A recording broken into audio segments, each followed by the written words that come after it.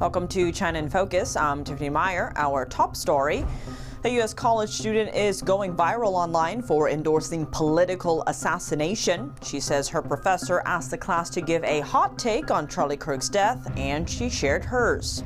I've been saying we need to bring back political assassinations. I don't feel bad, and I don't think that everyone deserves the right to free speech. Congress probing the Chinese Communist Party's role in North American crime. From illegal marijuana to money laundering, Chinese-selling criminal networks are under the spotlight. President Trump and China's Xi Jinping set to speak Friday. Could TikTok's future be decided in one phone call? U.S.-China hawks warning about continued CCP influence through the app's algorithm. And what's in the TikTok framework that the U.S. and China have reportedly reached? What does the app keeping the Chinese characteristics mean for national security? An expert breaks it down. Would we allow Nazi Germany to have an app inside the United States? That's exactly what we're talking about here.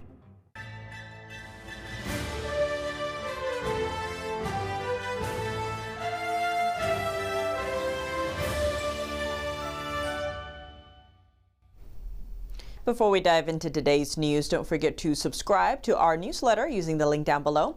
In tomorrow's newsletter, we revisit Charlie Kirk's warning to America about the threats from the Chinese Communist Party. It drops Friday morning straight to your inbox. Don't miss it. A college student's remarks in class have gone viral and are raising eyebrows. Julia Xu, a student at Oberlin College, posted a video online about comments she made in class the day after conservative leader Charlie Kirk was killed. The remarks came during a discussion in her class called Revolution, Socialism, and Reform in China. Let's take a look at what she said. My teacher said, I'll give you 5 minutes for hot takes about Charlie Kirk. I was the only person who raised their hand. I said, I've been saying we need to bring back political assassinations. I don't feel bad, and I don't think that everyone deserves the right to free speech. I think some people should be afraid to express their opinion in public. Xu is facing heavy criticism for her remarks after posting the video last week. On Thursday, a New York Post article said she apologized for, in her words, tactless comments. Xi's TikTok handle on the video is Comrade Julia. Her post has drawn calls for investigation from many conservative leaders and Chinese pro-democracy activists. Here are some details point to Xi's identity, though it's not confirmed. On her school's blog, she says she's from Cheshire, a small town in Connecticut with fewer than 30,000 residents.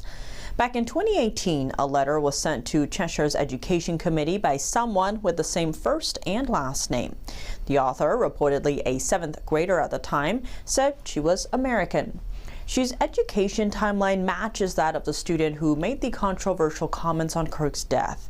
However, NTD has not been able to verify whether they are the same person.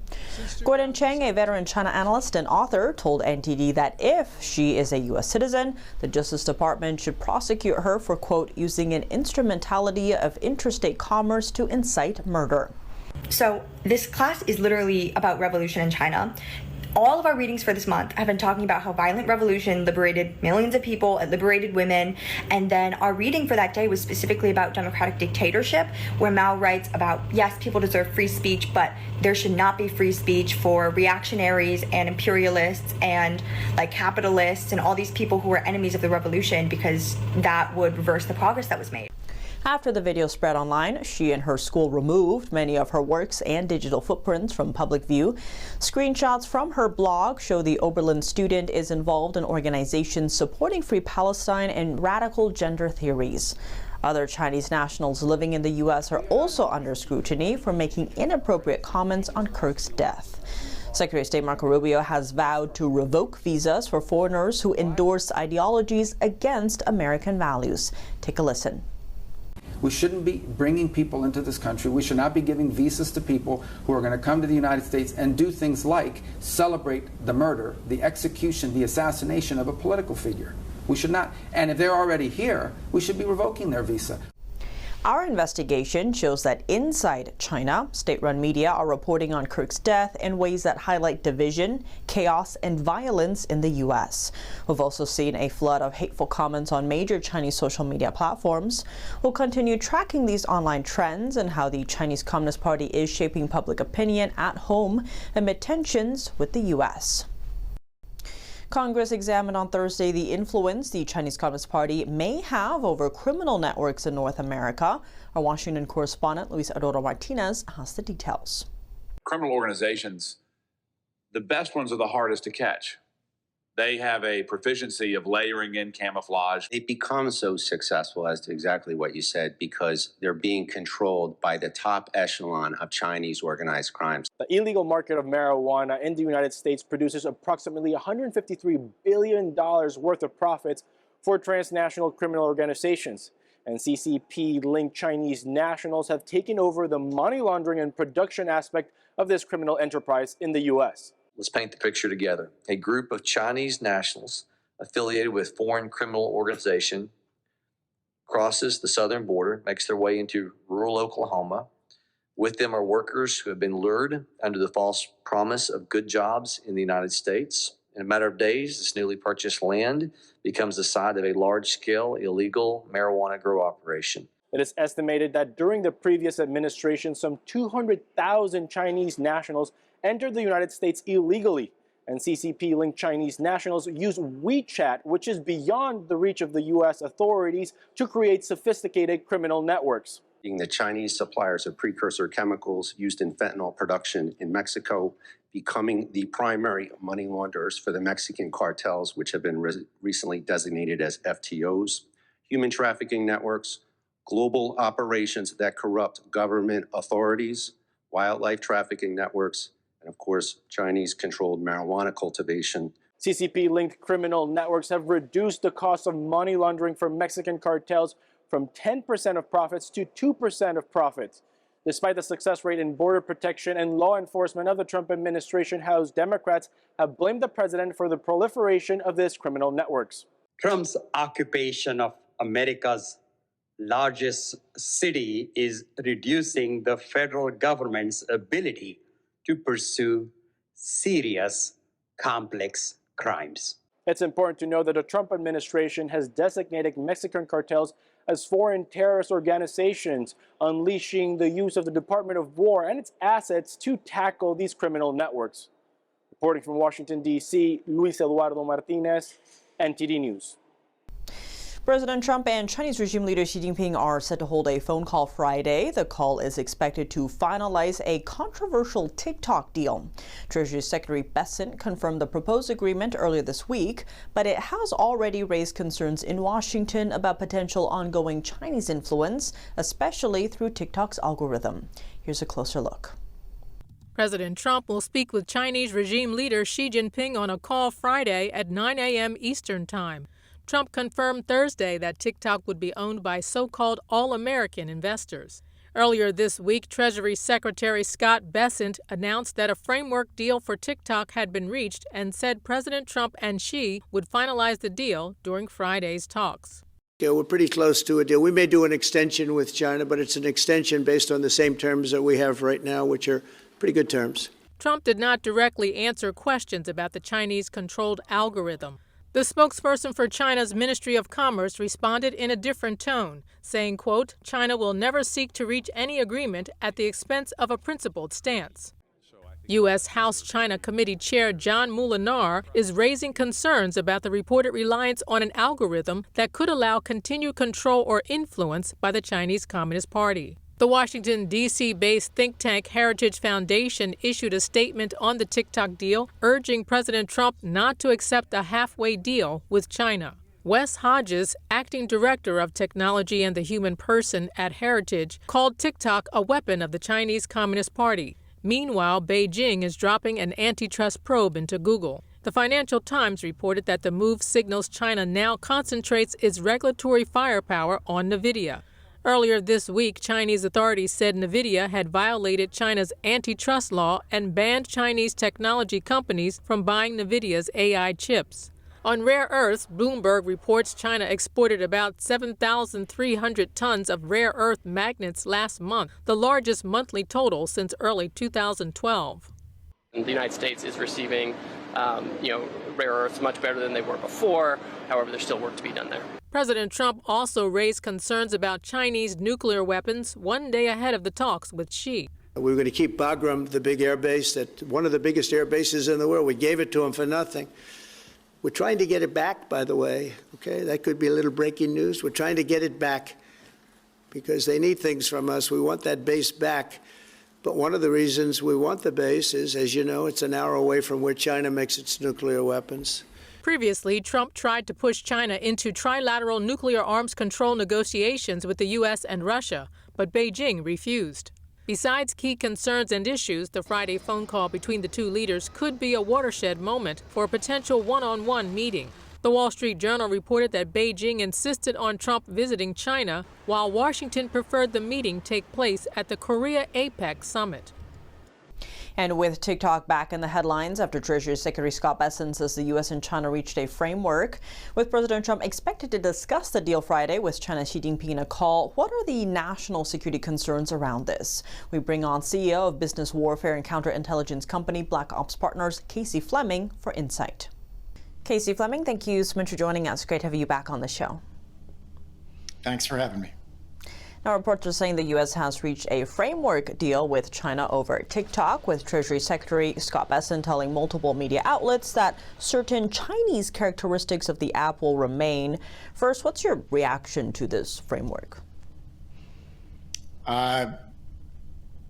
Fake, false. It's if you understand the Chinese Communist Party, it is everything they need and want and nothing we need and we want. Remember, this application is a communist-built application, and it will always be a communist-built application. Trying to masquerade with U.S. ownership and saying that they'll create a separate algorithm, keep the data in the U.S. and all that is something that just cannot happen. In other words, it won't happen. You can never be sure with the millions of lines of code that there aren't rerouting mechanisms, all these type of things that are in there. I want to dig into that because China has its own version of TikTok called Douyin with a separate algorithm and separate feed, separate app completely, and then the rest of the world gets what we call TikTok. But in digging into this Chinese characteristics part, Scott Bessent is telling Reuters and Bloomberg that, Beijing thinks this is soft power. We don't care about that. We care about national security. How is there a difference, though? Having an app, an enemy's app on your children's and young adults' phones is a Trojan horse. And it is 100% a weaponized military application for both espionage and infiltration, propaganda, mainly cognitive warfare. So why would we ever allow that? Would we allow Nazi Germany to have an app inside the United States? That's exactly what we're talking about here. So all the arm waving and all the great press releases and politics needs to understand it's national security that is absolutely at stake. And by the way, TikTok is built on stolen U.S. innovation. Okay, let that sink in. So the revenue from TikTok is going to fund a Chinese communist regime and their national security to kill our children, to be very blunt. So it just does not add up from any angle, regardless of what the White House wants, regardless of what tech and business want. And how likely are we to see an American-made TikTok? We just need an investment into technology. We can go back to the gentleman who had the intellectual property, still does, and go back to that gentleman, put some funding behind him, and have it created. Remember, this TikTok and then the app in China are extremely different apps. In China, it's all about doing well. It's about achieving STEM, science, technology, engineering, and mathematics, being a good citizen, doing great for your country nationalism, all that. In the U.S., it's absolutely meant to be silly, stupid, tearing down values, family values, rebelling against your parents, doing very dangerous TikTok challenges. And it's just, and by the way, it kills the critical thinking. It's just all you do is go to TikTok for your news. I think the last report was over 55% of Gen Z gets their news from TikTok. Now, how can that be trusted? And how do we have those minds ready to think critically to say, hey, what's real and what's not real? So the critical thinking is out the window. In fact, Chinese generals have made that comment years ago. We will make your children basically zombies. And then on the other side, a lot are pointing out to the advantages of technology, right? We can do interviews like this remotely. So how do we balance that where there are those real risks and that could lead to deadly consequences? And on the other hand, people are saying, oh, this is a great way to get more information or connect with people. How do we balance that?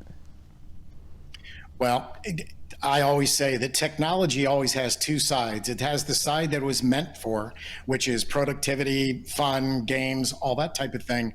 But every bit of technology can be, and most of it is weaponized against you. And what that means is it's taking your freedom away from you piece by piece. And eventually you're going to wake up in the very near future that freedom's no longer there. So we've got to get behind this. We are in World War III. This is what it looks like because it's at the speed of technology and the stealth of unrestricted warfare with no rules. So this is what World War III looks like. If we're waiting for ships, troops, guns, and bombs and drones to attack, it's going to be, it is way too late because we are squarely in the middle of this thing now. So technology needs to be managed underneath the umbrella of national security. It needs to be regulated.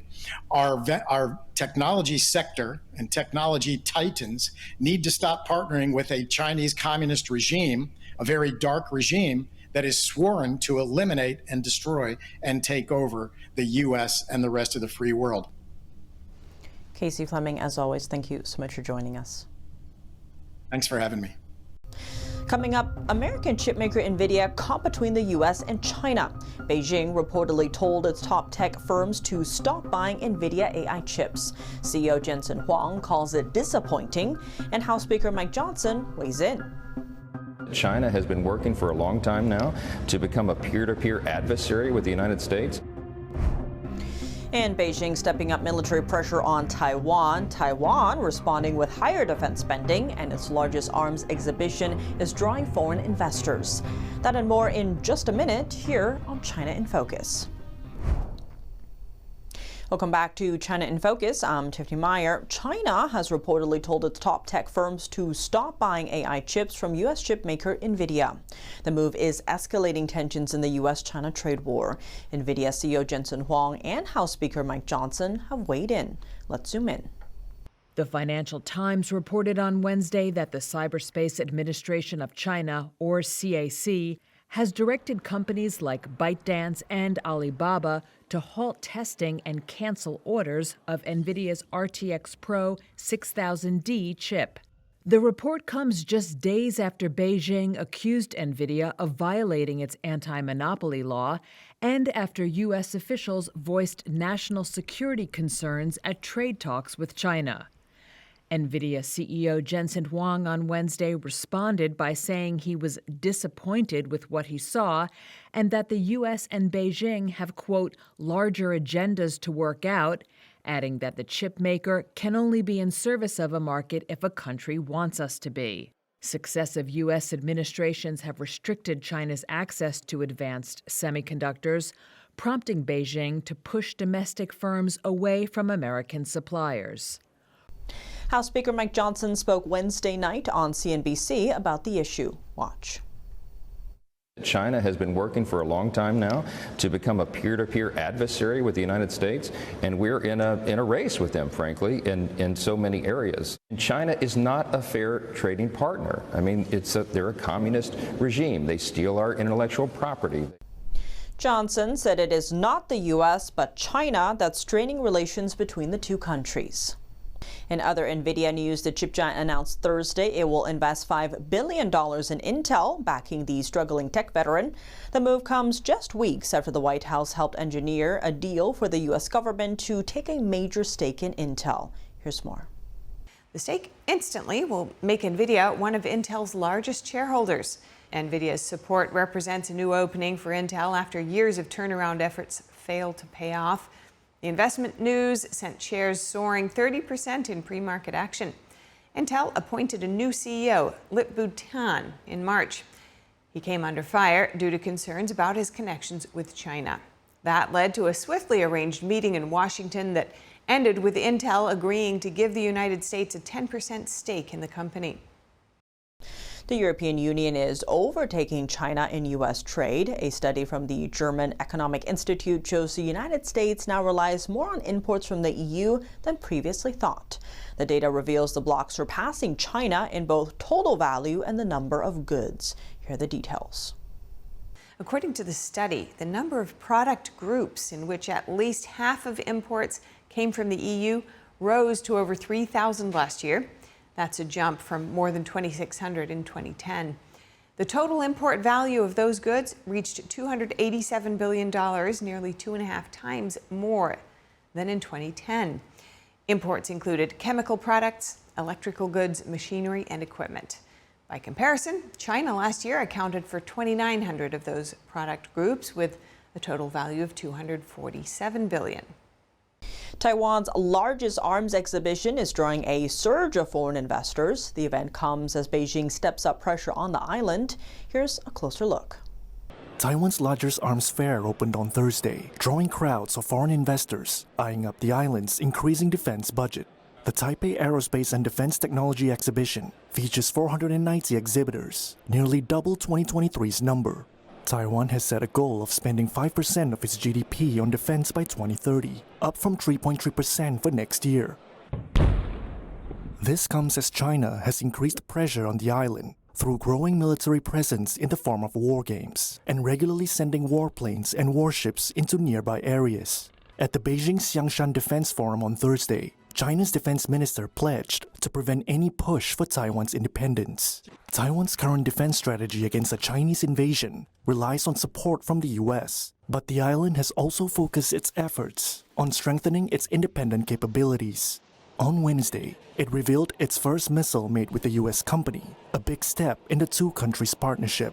National Changshan Institute of Science and Technology President Li Shiqiang praised the collaboration. This is a new attempt, and we hope to build our defense forces more quickly and effectively while introducing the latest technology. And at the same time, on the basis of cooperation between the two sides, I think this is mutually beneficial for both sides. Rupert Hammond Chambers, the head of the U.S.-Taiwan Business Council, said Taiwan's defense spending could see up to $60 billion in purchases in the coming years. He said about 2/3 of that would go to international suppliers, mostly in the U.S. Two flying cars colliding in northeastern China during a rehearsal for an air show on Tuesday. One of the vehicles plunged to the ground and burst into flames. One pilot was injured.